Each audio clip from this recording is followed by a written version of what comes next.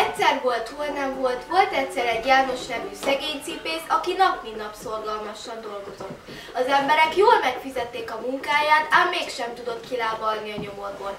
Ennek pedig az volt az oka, hogy feleségével bő gyermekáldásban részesültek. Vagy egy leánykával, vagy egy fiúcskával, de minden évben új taggal bővült a család. A 9. gyermeke szülésébe a felesége belehalt. János mester egyedül maradt 9 csemetéjével. Micsoda felfordulást tudtak csinálni az apróságok.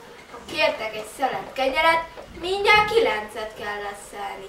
Éjszaka úgy nézett ki a szobájuk, akár egy menekülőtábor, hogy sok keresztülkasú kisebb-nagyobb felállított ágyikó mellett lépni sem lehetett. A párna és a paplanhalmok alól göndör, szőke és fekete buksifejek kandikáltak ki. Mind a 9-en jó étvágyú, magkegészséges, életvidám, eleven kis túlkok voltak.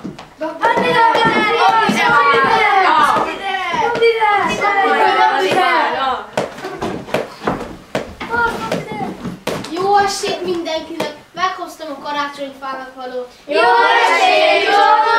Hurrá, lesz karácsonyfánk! Gyertek, hozzuk a díszeket! Te, Palkó, hozd gyorsan a vödörbe homokat, abba állítjuk a fát!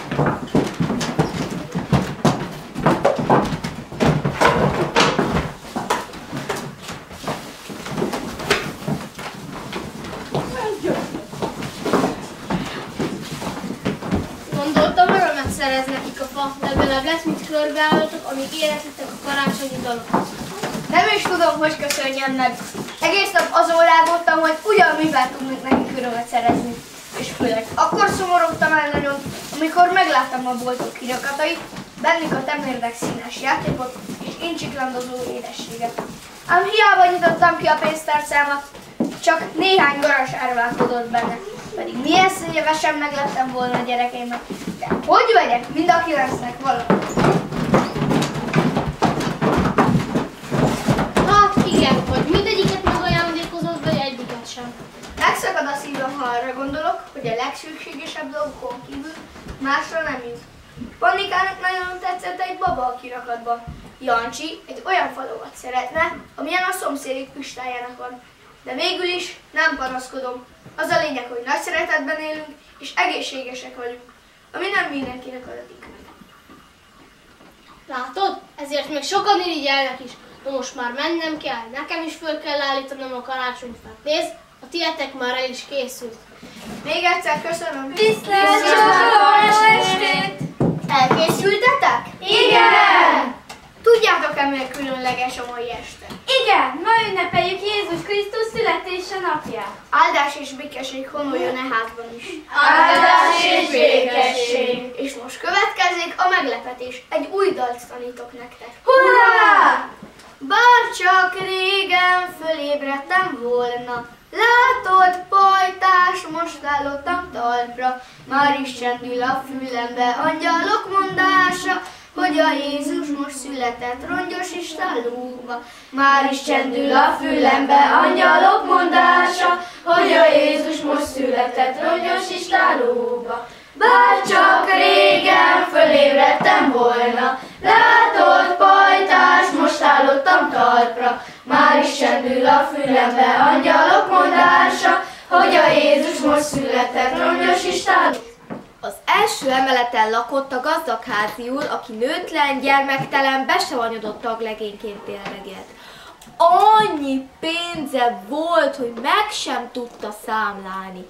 Ezen az estén egyedül töprengett otthon. Régóta már az ennivaló sem ízlett neki. Az újságok untatták, lakását levegőtlennek érezte, puha gondosan vetett ágyában már nem jött álom a szemére.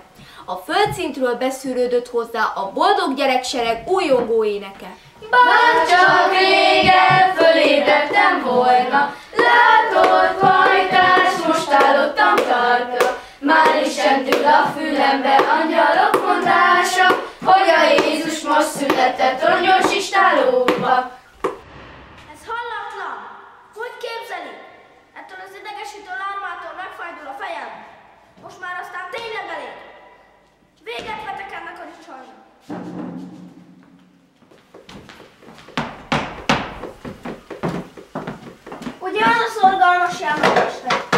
Igen. Talán előakszipőt tetszik rendelni?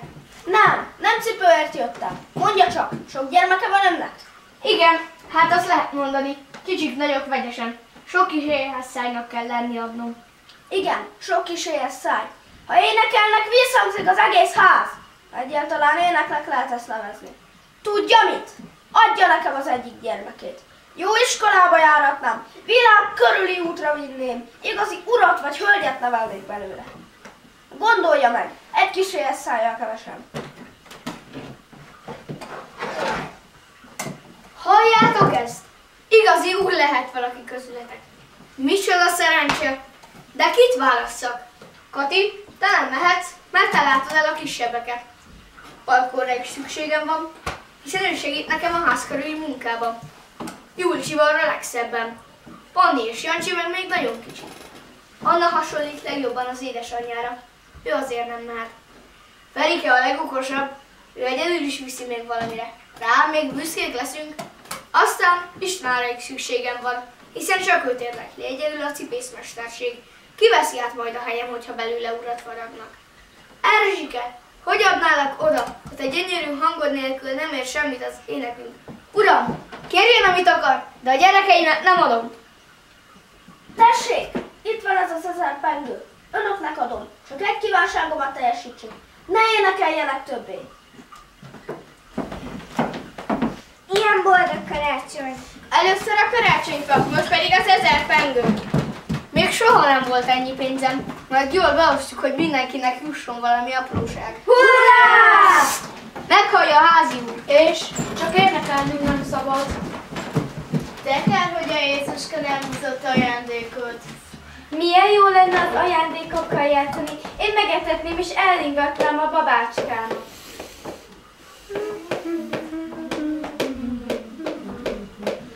Legalább énekelhetnénk. Hát akkor énekeljünk! Csit, tudod, hogy nem szabad. Papa megígérte. Papa, énekeljük el a dalt, amit tanultunk. Nem lehet, gyerekek. De hát a szomszédainak tetszik az énekünk, a gazdabácsinak miért nem tetszik?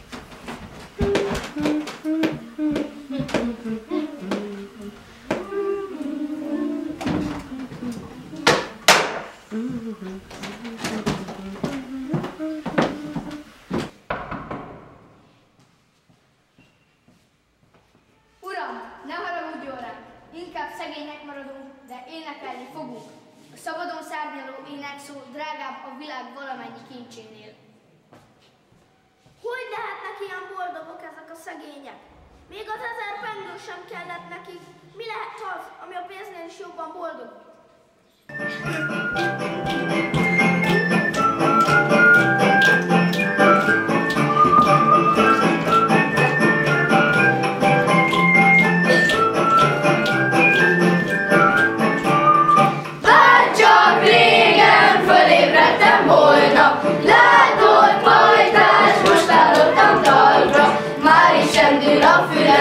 Angyalok mondása, hogy a Jézus most született, rongyos istálóba. Már is csendül a fülembe, angyalok mondása, hogy a Jézus most született, rongyos istálóba.